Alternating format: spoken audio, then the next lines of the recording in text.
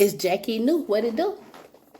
Some people think that the way life is supposed to work, they don't realize that there's supposed to be a progression happening all the time in every area of what you experience, whether it's within your emotions and how you think and feel, or how you relate to others, or the people that you tend to attract, or the situations that you attract, or the job that you have, or how you choose to create stability for yourself, whether it is even that you don't want a job. People tend to forget that there's so many ways to go about these things. It's not that they forget. We've been programmed overall not to know that, but we know everything. So what you create, the status quo type of people look at that as if they need to judge or help correct, as their world itself is cowering down and crumbling and unfolding itself. That's where the blind spot came from. It come from you being biased and not considering your own power this whole time. Even when life and God was showing you the power that you possess, not believing it, thinking that, oh, that's a coincidence. There's no way that I could pull this off. And maybe this is as far as the line goes for me, as far as believing in yourself. Because it's like a boundary for the people who I know. And for what I can see and observe from where I'm at in the position that I'm in, it seems they choose not to go their own route because they don't know who they are. They were never taught to know who they were. So knowing, that's just like how you can't see your face. You can't see it because you are what you're trying to see. So when you're inside of something, you can't see what you're inside of it until you get up out of it.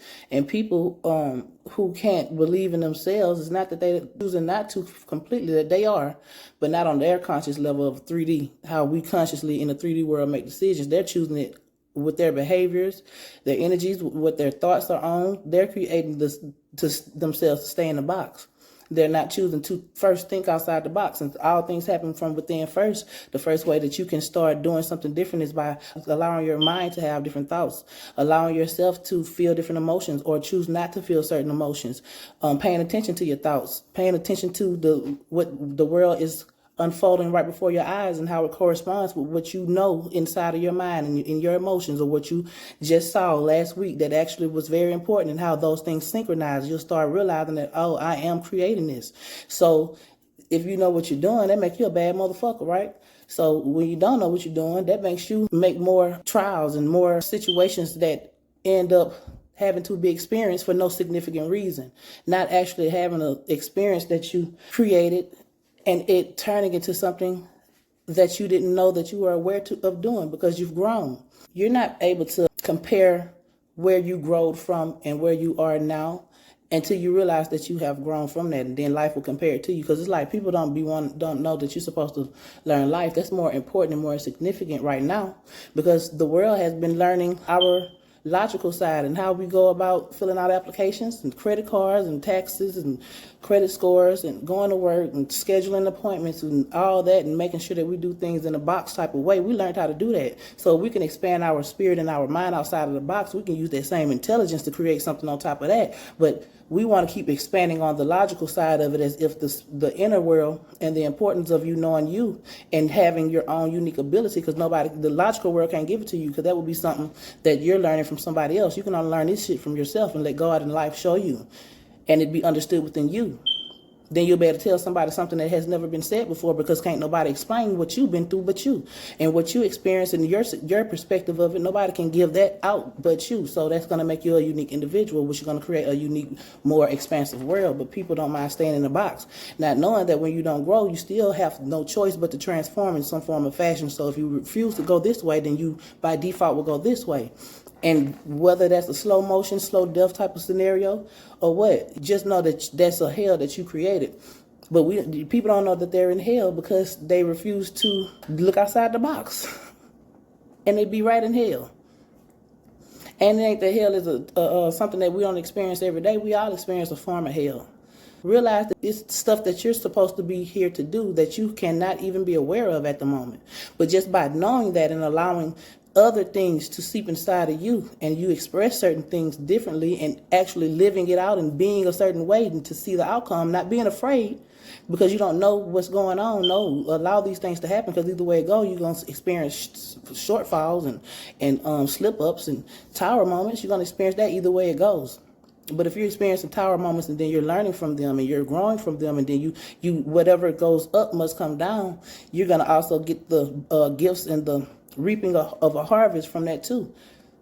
Versus if you just take tower moments and continue to stay in the box so that the tower moment can happen within the same box, and then it just causes you to be smothered and nothing else for you to do but to realize finally that you're in hell. By that time, there's so many layers of shit that needs to be unfolded. That's why you're blind in the first place. You create more and more blinders, more and more blinders, more and more blinders, making your struggle actually harder and harder, bigger and bigger, longer time to get over it, and more and more time. Like, at some point, you got to stop in your tracks, whether or not you see that you got 1,500 miles that you got to walk. If you keep walking, you're going to have another 1,500 miles eventually. Stop right there in your tracks and then start working backwards. And what do I mean by stopping in your tracks?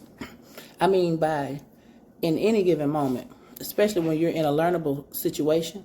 And sometimes you can't know because you're blind and don't realize this is a learning experience that I can take and actually grow from. You'll instead decide to make it a conflict or make it a power struggle. And therefore, not only do you not get the point of the whole experience, you fuck it up so bad to where now you need to learn another lesson on top of that. So it's like building on top of bullshit on top of bullshit, and it starts in your mind first. What are you listening to all the time? What are you always thinking about? What do you choose to do and experience throughout the day that's going to cause other thoughts and feelings? What do you continue to do? What are you always eating? What you like to come on. There's certain things that you know that you can do differently, but just because other people can't necessarily see it from you, that makes you think it's not significant. Not knowing that eventually these things will play out as within, so without.